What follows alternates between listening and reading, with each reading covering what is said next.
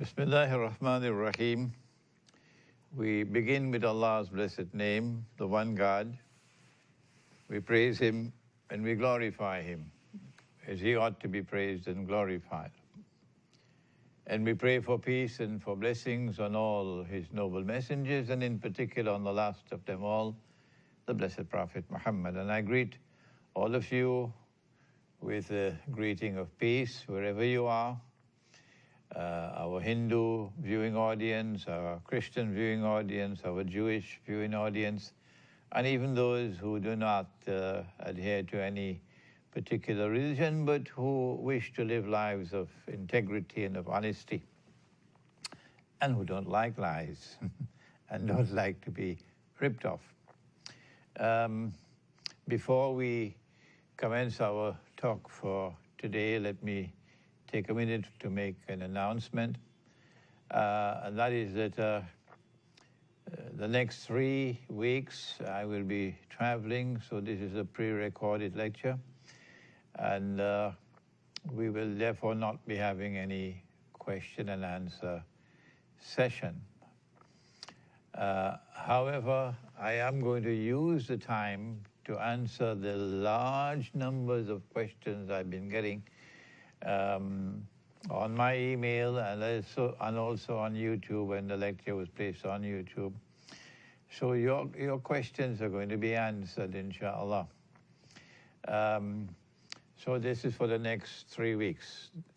After that, on the 12th of March, we will then recommence the live sessions when you can call in. But if you're living outside of Trinidad and Tobago, please don't call from outside. Please send me an email. Unless you do not have email, then you can call in by telephone. Okay? On the 12th of March, therefore, we will recommence our live broadcasts at 8 o'clock in the morning. If you're in Malaysia, it'll be 8 o'clock at night.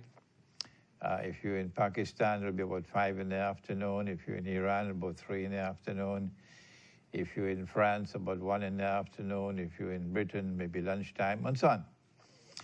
On the 12th of March, we'll have another session, which will not be live.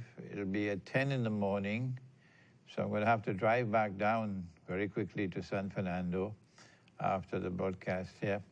It will be the launching of my book, which should be on the screen, the methodology for the study of the Qur'an. I have it here with me, the methodology for the study of the Qur'an, but you'll also see it on the screen.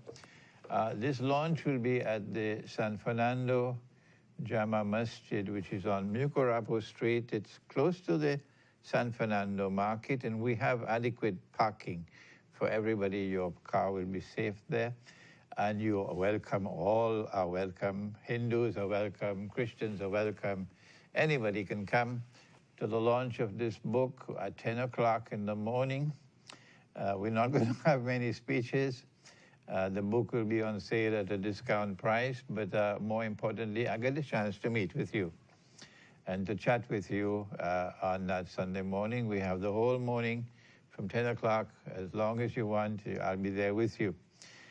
So do please come so I can meet with you wherever you are in Trinidad or even in Tobago. Come and join me on Sunday, the 12th of March at 10 o'clock at the Jama Masjid in San Fernando on Mucurapo Street, which is close to the Market Square, at 10 o'clock in the morning for the launch of my book, The Methodology for the Study of the Qur'an. If you're Hindu, I welcome you. If you're Christian, I'm welcoming you. All those who are opposed to oppression, I welcome you all. We now attend to some of the questions which have been posed to me by email. Let's first take those that came by email. This one is from Mumbai in India. And he asks, I'm not going to mention your name. No, keep your name private. I'll just mention the city and I'll mention the country. So Mumbai in India. And his question is, if all paper money will soon collapse, how will gold and silver coins be of any help at that time? Who will take my gold and silver coins if I want to buy stuff, something called stuff? What should be the weight and what should be the purity of gold and silver coins if I want to buy them? My answer to you is every sensible and intelligent person does not want to be ripped off. No. A sensible and intelligent person wants to preserve his wealth, does not want to lose his wealth. And this is why the Chinese are showing such intelligence. I told you there are probably millions of coin machines all over China, where the Chinese can go and buy gold and silver coins from a machine, yes, and keep them in order to preserve and protect your wealth. What happens when paper money collapses? Well, don't you realize what just happened in your country?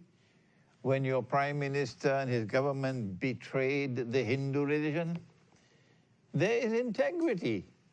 I'm certain that in the Vedas, I'm not a scholar of the Vedas, there are others who are scholars of the Vedas, and they will come forward and they will point out to you where in the Vedas and where in the Upanishads there is a requirement, a religious requirement to show integrity in business, to be honest in business, where there is a requirement not to rip off people, not to steal. All of these things are there in religion, in the Hindu religion, of course. So then why is the government of India betraying the Indian people? Why are they ripping them off? Why are they oppressors? Yes, the government of India is now an oppressor. That is the truth. When they did what they did so mysteriously and clandestinely maybe 2 months ago, in demonetizing the two biggest banknotes, the two biggest currency notes in India, the 1,000 rupee note and the 500 rupee note, and lots of people suffered.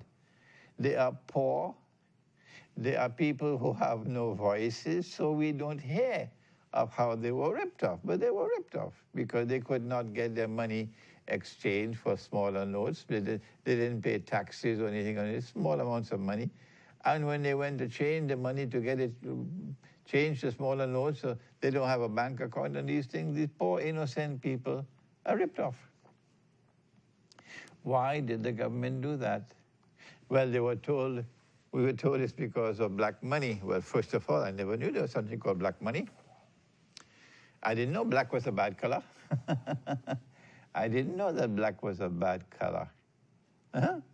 What a terrible thing, the language that they use. Now they come and they tell us something else now. They tell us that they want everybody to enter into the electronic or digital monetary system. Well then, let the Hindu scholar tell us. First of all, is paper money legal based on the Hindu religious beliefs? Is electronic and digital money legal in the religious sense of the word? When the Hindu scholar is finished, he will tell you what the Muslim is telling you, and what the Christian will tell you, that no, it's bogus, it's fraudulent. In our language, it's haram. So you're being ripped off. And when you cannot exchange your money for something which is a substitute, it has to be put into an account, and it's now invisible and intangible money. You can't see the money, you can't touch it, you can't take it out. Your money is imprisoned. Is that what you want to go to? This is why we're telling you to get gold and silver. When your money is in a bank account and it's only electronic money and you cannot take it out of the account, all that you can do is to transfer from one account to another, nothing more than that. then your money is imprisoned. They can freeze your bank account anytime they want. They make the law.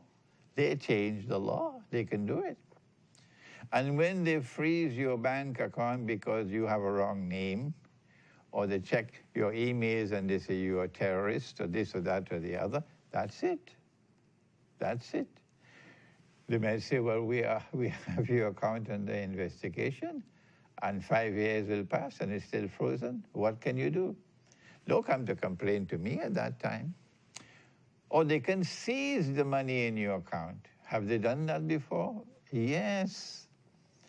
I told you Argentina froze every single bank account in the country for a whole month. Don't you know about that?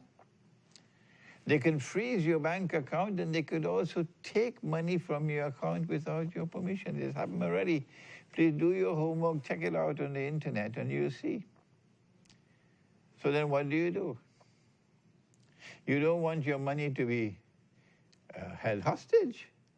That in order for your money to be safe in that account, you've got to bow your head down and say, yes, they're speaking the truth about 9/11. That I will never allow on my television station, I'll never allow on my radio station, I'll never put in my newspapers anything which challenges the official explanation of 9/11, because I want to be able to continue to hold my money. These are not human beings, these are rats. They have the integrity of a skunk. They're not men.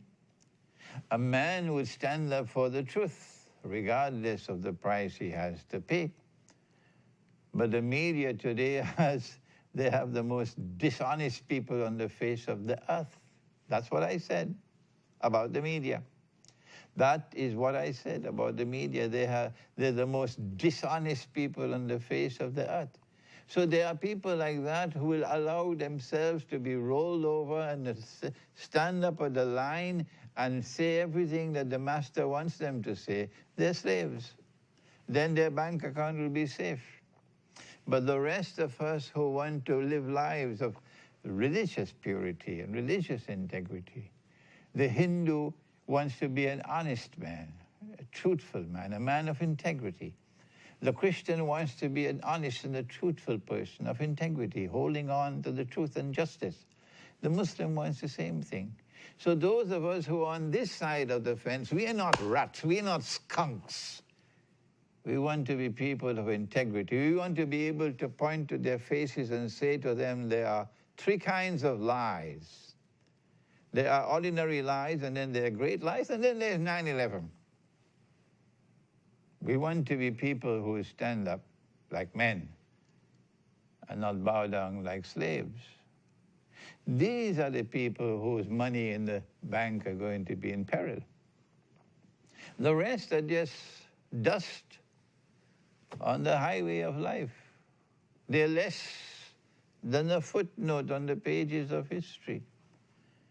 But the great leaders of India, the men whose names are inscribed in gold, they stood up for truth and for integrity. Yes, the great men of Christianity, of Hinduism, of Islam, are people who stood up for the truth. And it is when you stand up, not when you sit down, when you stand up that your bank account will be in peril. So if you're amongst those who just sit down with your radio station and you will never, never, never question 9/11, that is your standard of integrity, then your bank account is safe. You don't have to worry. You're just a rat. Or worse than that, because you're betraying mankind. But the rest of us, we want to stand up for the truth. And we are the ones who now have to worry. So don't keep your money, all your money in a bank account. No. The gold and the silver will give you some protection because they can't seize it. You have it at home. They have to come with the police to take it from you. Come with the army to come and take it from you. But if you have it in an account, they can just wipe it out like that and you have no more money. That's my answer to you. What should be the weight and purity of gold and silver coins if I want to buy them? I am not a specialist in that field, but I believe you cannot have a gold coin that is completely, totally pure because it'll be too soft. You have to have some alloy in it to make it firm enough. So is it 99.9% gold or something like that? But you have to look on the internet and ask others who have more knowledge of the subject than I have. When I know something, I'll answer. When I don't answer. The next question from Toronto in Canada. What will be the role of the Imam al-Mahdi in the matter of gold and silver coins in the end time? You know, we in Islam, we say that the most important event yet remaining to occur in history is the return of the Son of Mary, the true Messiah, Jesus. And the Christian says the same thing. I'm sure in the Hindu scriptures you have something there in the Vedas and the Upanishads, but I'm not a scholar of Hinduism. But when Jesus is to return, there is someone else who is going to emerge with him. The Christian scriptures, I think, speak of him as the prince, the Jewish scriptures. But in our eschatology, he's known as the Imam al-Mahdi. And our Prophet said that he is going to share money. The Imam is going to share money because people are going to be desperately poor. Mankind would have been brought down to his knees in slavery by that time when Jesus returns. That's what's coming, slavery. And so he will share money to the people. What is he going to share? Is the Imam going to share Iranian riyals? I ask the Shia world. No, wake up. The Imam is not going to be sharing paper money, and there's no electronic money to share. He's going to be sharing gold and silver coins. So gold and silver coins are going to come back when Jesus returns. Okay, the next question is a Christian, and he's from Australia. And he says, I am a Christian living in Australia. I find your views on Islamic eschatology very enlightening and refreshing. I was recently listening to your video on the signs of the times in which you spoke of money. And I want to thank you for your views and for your advice. You're most welcome, my brother from Australia. The next is from a place called Flensburg in Germany. Okay. If we convert all our currency to gold and silver coins, what will be the liquidity system? By liquidity system, what he means is what will be money to be used to buy and to sell, liquidity. How can I buy an item with a coin that is that costs less than 1 dirham? Well, first of all, the liquidity system tomorrow is electronic money, digital money, virtual money. If this was bogus, you take a piece of paper and you print a picture on it and you put a number on it and you give it a fictitious value, like monopoly money, and you call that money. And remember, your brother Imran has studied international monetary economics at 2 universities and written books on the subject. I know my subject. I'm not boasting. So if you can take a piece of paper and print a picture on it and put a number on it and give it a fictitious value, and you call that money and you expect us to believe that that is valid money, that has money with integrity in it, there are monetary economists who don't like the words integrity in money. I say to you, my brother, you got to go back to school. If you lose sight of integrity in anything, you are yourself with less than integrity in your own self. Mm. So if this is less, this has no integrity in it. It's bogus money. It's, in our language, it's haram. But our scholars in Islam, they don't study this subject, so you have to excuse them. Huh? If this is haram, well, then the electronic money is worse than that. It's more dangerous than the paper money. That's the liquidity system that's coming. The next question is, well, how can I buy something that costs less than a dirham? Answer, I was surprised in Indonesia. I visited Indonesia many times. And in Indonesia, they are minting gold and silver coins. When the people from Indonesia go to perform Hajj, I mean, they have some scholars amongst them. I don't know where are our scholars. They pay for their Hajj with dinars. The government gives them the dinars, and they use the dinar to pay for their Hajj. When you pay for your Hajj with big, bogus paper money, you think your Hajj will be accepted? Oh my, oh my, oh my. So I found that they have not only a dirham. A dirham is a silver coin which will be worth in, excuse me if you're outside of Trinidad, in our Trinidad and Tobago currency, I think a dirham would be about $20 TT. $20 TT. You can buy an avocado for $20 TT now. We call it a zaboka over here. A dirham is about a silver coin for about $20 TT. So that's about €4. Huh? If you want to buy a cup of tea, how can you pay with a dirham? You'll have to get some change.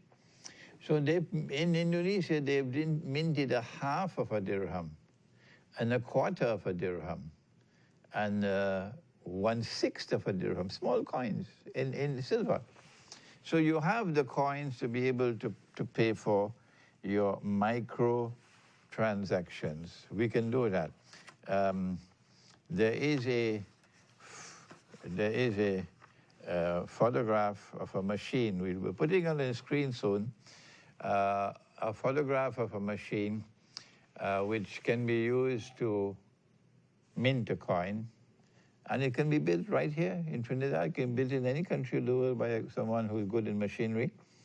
And with that, you can mint it, okay? The smaller coins and the bigger coins. The next question is from Durban in South Africa. And he asks, where can I buy dirhams? I don't know. If you are in Cape Town, you can get it from my students because I told you they're minting dirhams in Cape Town. And my students in Durban might also be doing it by now. So if you send me an email, I will try to put you on to them where you can buy dirhams in Durban and in Cape Town. The next question from Bulgaria. I am from Bulgaria. You have mentioned Bulgaria sometimes in your lectures. Please explain to the Bulgarian Christian people that Islam is not oppression. They hate us in Bulgaria. So this is from a Bulgarian Muslim. They hate us in Bulgaria because of Ottoman rule, the so-called Islamic Ottoman Empire, which oppressed the Christians of that part of the world for 600 years, waging bogus jihad, like the jihad that you now have in Syria and the jihad that you had in Libya. I call them the Yankee jihad. You know who provides the weapons? State-of-the-art weapons? Yes, it's Santa Claus. Santa Claus. You know who provides all the US dollars? It's Santa Claus doing it. You know who gives all the training and so on? It's Santa Claus doing it all. I call that a jihad. Where you go to fight in that so-called jihad to overthrow the government of Syria, and as you did in Libya, and you die, Imran Hosein will not pray over your body. And Imran Hosein will never stand at your grave, and you can put that in your pipe and smoke it. So please explain to the Bulgarian people that Islam is not oppression. They hate us because of Ottoman rule. The same thing in India. You had a bogus Ottoman Empire saying that it is Islamic and waging jihad, bogus jihad on the Christian people for 600 years in order to sabotage a Muslim-Christian alliance in the end time. They did the same thing in India. Islam is not imperialism. How come a Muslim people are ruling over Hindu India? Who gave you the authority to rule over Hindu India? Did the Qur'an ask you to rule over the Hindus? Your bogus Muslim rule over Hindu India for so many centuries? And you don't expect the Hindu people to hate you? What's wrong with you? Islam is not imperialism. Oh, it's Santa Claus that sends all these oppressive rulers to oppress other people so that they'll hate Islam and hate Muslims. And now I have to do the work of trying to correct the historical record. If you, the Muslims of India, and you, the Muslims of the Balkans, would denounce the Muslim rule over Eastern Europe, over the Balkans, over the Orthodox Christian people, and over the Hindu people of India, denounce it as imperialism, maybe the Hindus will hate you less, maybe the Christians will hate you less. And people will now admire you for speaking the truth and standing up for what is truth and justice. Yes. So I'm very sorry for the people, the Muslims of Bulgaria, that the Christians hate you so much, but we're doing whatever we can do to try to correct that situation. And I tell you, I went to Belgrade. Was it a year and a half ago? The heart of the Balkans, Belgrade, the most important city in that whole region, Belgrade. And the most important institution in Belgrade is the University of Belgrade. And I went into the Faculty of Law, the massive auditorium, to lecture. Yeah, with my gown and my hat. And do you know what happened? The entire auditorium was packed to capacity. And people were standing in the corridors, they could get no room to come in. These people had never seen me before, and they're all 99.9% Christians. Very few Muslims in the gathering there. And when I was entering the hall, everybody got up. And there was prolonged applause. I never experienced this in my life before. Prolonged applause. That's how they greeted me. And while I was lecturing in the University of Belgrade, they were crying. They were crying. Why? Because I had the courage and the integrity to stand up and call a spade, and to say what the Ottomans did to you was wrong, it was unjust, it was bogus jihad, and I condemned it. Indian scholars, Muslim scholars have to do the same thing for Muslim rule over India. And when you do that, maybe the hatred for Islam would be less. The next question is from Cairo in Egypt. Oh, it's not a question. Congratulations on your Signs of the Time broadcast. It was an amazing session. Thank you, Cairo. The next one is from Toronto in Canada. Oh, he's the one who sent me a photo of a coin machine, which is hand operated. So we'll put that, put that on the screen for you later, inshallah. The next one is from Britain. He says, I need to buy gold and silver coins to protect myself and my family. Where can I buy them? There must be no graven image on the coin. Every coin you see today around the world has a graven image. Why? Because the Lord God has prohibited it. And the satanic world which we now live in today wants to make halal or make permissible everything that the Lord God has made prohibited. There is no graven image on our coins, because where can I buy them? Well, I know that in the Muslim countries, many Muslim countries, you have gold and silver coins being minted. I have a home in Malaysia I have an institution in Malaysia where we're teaching, and I lived in Malaysia for many years. And in Malaysia, they are minting gold and silver coins, yes, with no graven image. Indonesia, they're doing the same thing. You can buy it in Dubai, so many other places you can buy it. I suggest you check on the internet where you can buy gold and silver coins. Any gold and silver coin without a graven image is permissible. You can use it. You can accept it in our market. Okay, we have now from, Yogyakarta in Indonesia wrote to say, I've been to Yogyakarta several times, that they were able to view the lecture. Jhelum in Pakistan, they've sent greetings to us. Another one from Bulgaria. We were viewing from Bulgaria. This is last week's lecture. The stream was perfect. There was no delay of picture or sound. You mentioned that you'll be traveling to a conference. Will you be close to Bulgaria? We'd like to travel to meet with you. I can't say where I am going to be traveling to, but what I'd like you to do for me is every time we travel now, of course, the satanic world in which we now live is very dangerous whenever we travel.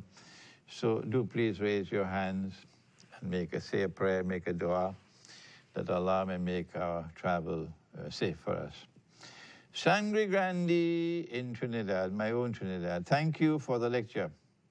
Oh, you answered my question when you answered the question from South Africa. Okay, Sangre Grande. A Hindu viewer from Montrose in Chaguanas, my hometown. And he says, I agree with your views regarding the banking system. Thank you. And I agree with your views concerning what is to come. Oh, this is a Hindu who can see what's coming ahead, and he agrees with me. Another question from South Africa. What do we do with gold and silver if businesses do not accept it? Money has a number of different functions. Number one, money is to be used as a medium of exchange. So in this case, businesses will not accept it, so it cannot function as a medium of exchange. Does money have any other functions? Yes, it does. Money is used as a measure of value. How much should I pay for this? How much should I pay for that? How much should I pay for that? And money has a third function. Money should function as a store of value, to preserve value. Your grandfather died in 1971. And your grandfather left 100 gold coins for you. But you were a baby. So they put the gold coins in a box and they locked it up. And they waited until you had grown up. And then maybe 25, 30 years later, they opened the box and they say, here you are. This is what your grandfather left for you. Because at that age you said, well, I want it now. You were not interested in getting it earlier. When they opened the box and they gave you what your grandfather had left for you, the value was the same. Oh, yes. He left you 100 gold coins, 100 ounces of gold, and you got 100 ounces of gold. If 100 ounces of gold could have bought 100 cattle,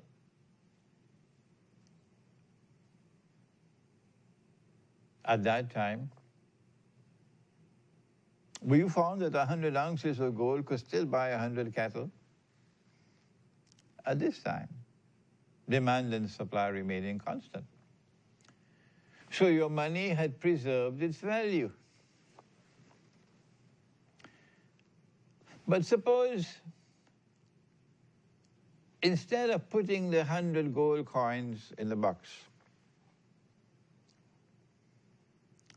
they took the 100 gold coins and they converted it to US dollars. And they said, you know, we can trust this money. Why? Because it says there in the US dollar, it says, in God we trust. So they said, well, we can trust it. So they changed the US dollars, the 100 ounces of gold, to US dollars in 1971. And they put the money in a box and they locked it up. 100 ounces of worth of gold in US dollars.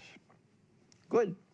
Now let us see whether the US dollar can compare with gold in integrity, or whether it is just as bogus as 9/11.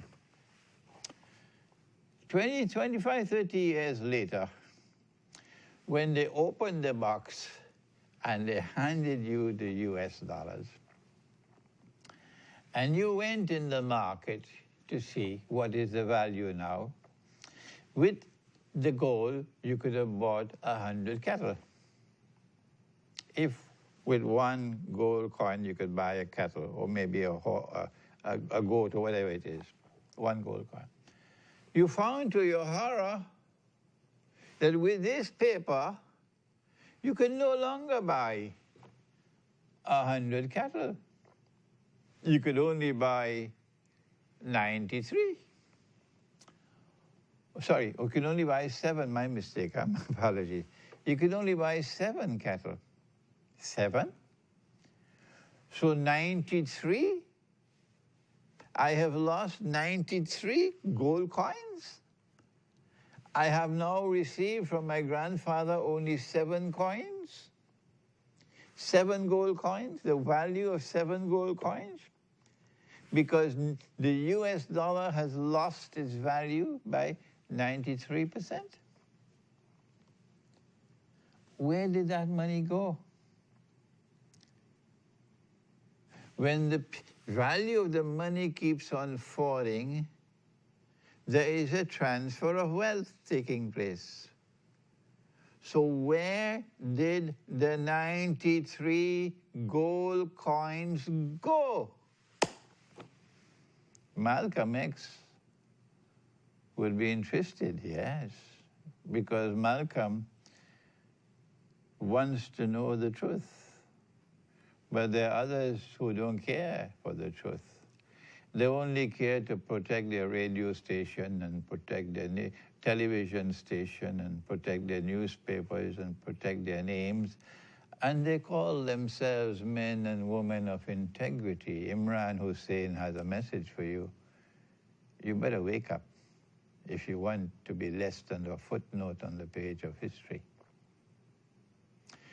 I'll tell you where it went.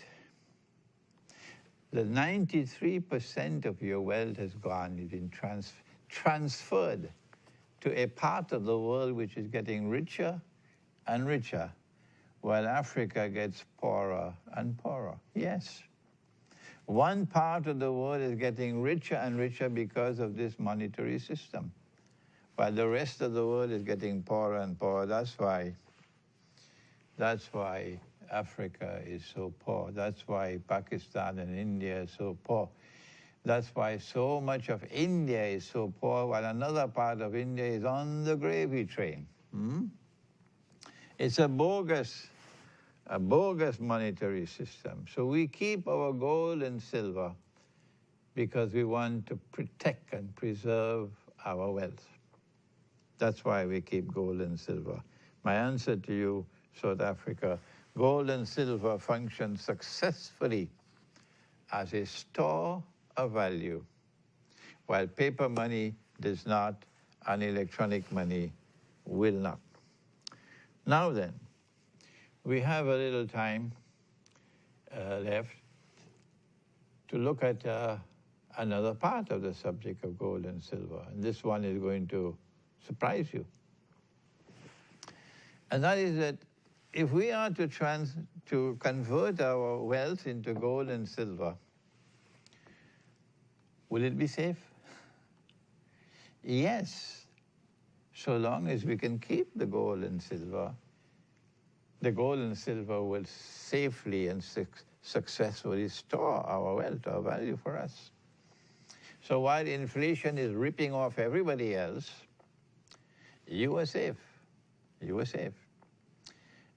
You could take a look at the subject from another perspective. When I was 5 years of age, in 1947, my father bought a motor car so he could take me to school. He was a school master, now we call principal. Some hill in near to Forest Park there, Mount Pleasant Government School. And because he had a motor car, he would now take me to market on a Saturday morning. So I'm 5 years of age, and I have a little basket there, and I'm going with my father in the market, and he's buying and putting things in the basket and so on. And I saw my father buy in the Shogunus market. I saw my father would buy 100 oranges for $1. You open your eyes very big, eh? Yes, I'm telling you what I saw. 100 oranges for $1. And they put the oranges in a sugar bag, a jute bag, and they put it in the trunk of the car for us. And we have oranges to stock for the whole week. But now you can't buy even one orange with $1. $1 could buy 100 oranges. $1 cannot buy even one orange now. So I asked myself, is it that the oranges are getting sweeter? Is it a superior quality of orange that's becoming so expensive? What is the reason? But when I suck the orange, I find, oh, no. The one I used to eat, the suck, so many years ago, those were better oranges. Everything that was in the past tastes better. This is nothing compared to that. The world is rotting. The world is decaying. Everything that was in the past tasted better. And yet, this is worse. This is like garbage, and it's so much more expensive. So it's not something connected with the orange. That I could buy 100 oranges for $1. My father did. And now I cannot buy even one orange for $1. It's not the orange, you dum-dum, it's the money. The money is losing value all the time. And because every time the money loses value, there's a massive transfer of wealth from the unsuspecting, innocent masses to a predatory global elite which wants to rule the world. That's right, they want to rule the whole world by the hook or by the crook, usually by the crook. And they're close to that now. That's why we have to fight back. Every Hindu, every Christian, every Jew, every Buddhist, every Muslim, and even those who do not have a religion but want to live lives of integrity, we've got to fight back. It's better to die as a man than to live as a slave. And so we have to bring back money with integrity. Now I have the sad news. The sad news is, even if you take your wealth, and my cousin, you remember they went into the home and held him up with a gun and took him to the bank, and he had to take out all the money he had, $100,000. I forgot to tell you, it was not 100,000 US dollars. It was 100,000 of our money here in Trinidad and Tobago, which would be about 15,000 US. And poor fella, he has no money now.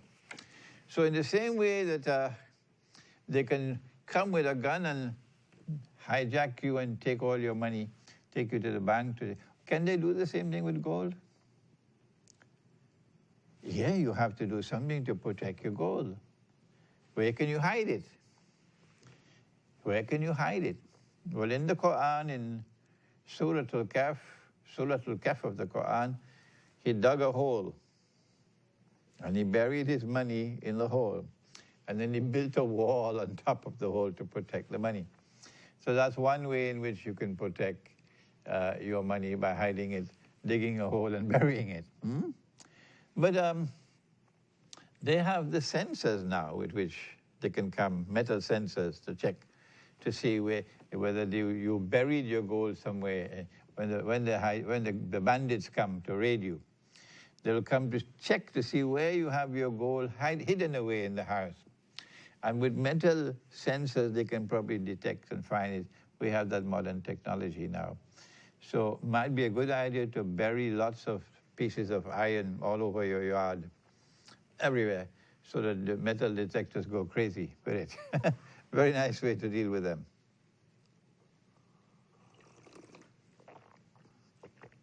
But I'm not concerned about bandits.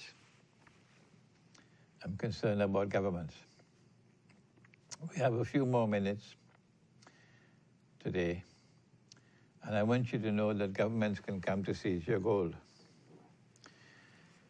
Yes, this is what is going to happen tomorrow. The same government of India which betrayed the Hindu religion by doing what they did 2 months ago is the same government of India who tomorrow can ban the use of gold in India. You're not allowed to keep gold. You're not allowed to keep gold nugget. They might allow you to keep gold jewelry, but they have to come and check the jewelry to see if it is bona fide jewelry. Otherwise, they'll seize it. Yes, they have the law, and they have the police, and they have the army. So if they make the law and say, you're not allowed to keep gold, you have to give all your gold to the government, what can you do? What can you do? Has it happened before? Well, I have some homework for you to do. In the next few minutes that I have some homework for you to do. This is my book entitled The Prohibition of Riba in the Quran and Sunnah. When you come on March the 12th at the Jama Masjid San Fernando to the launch of this book, you can get a copy of this book. And in this book I mention here, on the 5th of April 1933, this is what Uncle Sam did, the US government. Under executive order of the President of the United States of America on April 5th, 1933, all persons are required to deliver on or before May the 1st of 1933, so you have less than a month in which to do it, all gold coins, all gold bullion, all silver certificates, all gold certificates, all that you own must be delivered to the Federal Reserve Bank or to any branch or agency or any member bank of the Federal Reserve System. And if you do not do it by the 1st of May 1933, the criminal penalty for violation of this executive order is a fine of $10,000 US or 10 years in imprisonment, or both. Or both. Oh, so the government can ban you. You have to turn over the gold to them. And guess what they'll do with the gold? They'll give you paper. They'll give you paper for the gold. So you have to take the paper. And in 1933, 1 ounce of gold was convertible to $20 US. So all the American people had to give up their gold, otherwise you go to jail. The smart Americans shipped their gold to Switzerland. The rest didn't have that sense, so they had to give it to the government. Otherwise you go to jail. That is the United States of America. If they could do it there, they could do it here. And then after Uncle Sam had taken all the gold of the country and converted it to dollars at $20 an ounce, guess what he did? He changed the price of gold from $20 an ounce to $35. Like from $1 for 100 oranges to less than 1 orange for $1. It changed the price of gold by causing the value of the money to go down. So the American people now have gold in their hands, paper in their hands, which if you use that paper to bring it back, buy back your gold, and you're not yet allowed to buy back your gold, they will get 40% less of the gold that they had. The American government ripped off the American people of 40% of their wealth. 40%. It's stealing. And in the Bible, the Lord God has said, thou shalt not steal. The same thing are there, I'm sure, in the Vedas and in the Upanishads. And this is stealing. This is stealing. And so it is dangerous now to keep all your wealth in gold and silver. Dangerous. Because I'm sure, I'm as certain as the sun rises from the east, that in the same way that they banned the 1,000 rupee note and the 500 rupee note in India, tomorrow they're going to ban you from keeping gold. I'm absolutely certain of that. It's coming. That slavery is coming. So do not keep too much gold and too much silver unless you have an army to protect yourself. Because they'll come to seize it. And when they come to seize it, they'll probably convert it to electronic money for you and you're at their mercy. Well then, what to do? Answer, just keep a few gold coins. Keep a few gold coins, maybe a maximum of 40 gold coins. And keep more silver coins, maybe a maximum of 100 silver coins. 100 silver coins would be worth about maybe, less than 2,000 TT dollars? Yeah, 100 silver coins. So that's not much money to invest in. But at least with one silver coin, you'll be able to buy food for one day. So keep a few gold coins. So if they come to seize your gold, you would not lose everything. They're coming tomorrow to seize it. Keep a few gold coins, don't keep too much. Keep some silver, don't keep too much. Well then, Sheikh, what do we do? Answer, the Prophet said, Allah's blessings be upon him, and only a true prophet could speak like that. Prophet Muhammad, Allah's blessings be upon him. About the end time, and with this we'll end for today. He said, if you have land, hold on to your land. He said, if you have animals, hold on to your animals. So hold on to things which have value, which can be preserved, like land and animals, which is going to be difficult for them to seize. And I pray that Allah, the one God, might protect his servant.